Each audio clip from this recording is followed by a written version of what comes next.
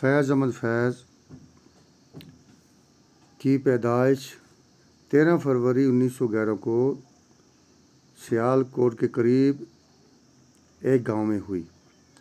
ابتدائی تعلیم church mission school سیال کوٹ میں حاصل کی۔ ان کے والد چودھری سلطان محمد خان نے اپنی صحیح و کاوش سے عربی، فارسی اور انگریزی میں دستگاہ حاصل کی اور والی افغانستان کے شہزادوں کے اتالیق مقرر ہوئے۔ کچھ مدت تک انگلستان میں افغانستان کے سفیر بھی رہے، بعد میں سازشوں کی زد میں آ گئے اور باقی زندگی بیرومیٹر کی حیثیت سے سیال کوٹ میں بسر کی۔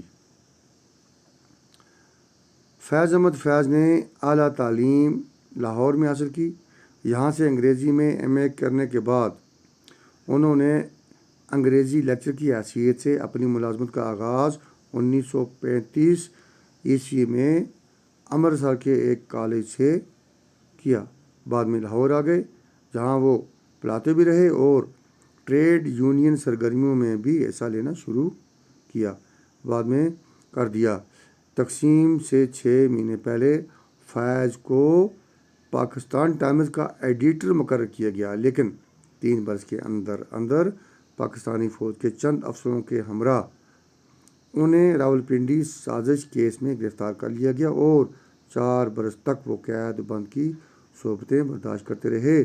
4 سال کے بعد انہیں رہا کر دیا گیا۔ فیض کا پہلا مجموعہ نقش فریادی 1935 عیسوی میں شائع ہوا، لیکن ان کی شاعری میں انقلابی آہنگ قید کے زمانے میں پیدا ہوا اور دست صبا کی اشاعت سے ان کی شہرت بام عروج پر پہنچ گئی۔ ان کے کل 7 مجموعے شائع ہو چکے ہیں۔ باقی مجموعوں کے نام ہیں: زندان نامہ، دست تہ سنگ، سرواوی سینا، شام شہریاراں اور میرے دل میرے مسافر۔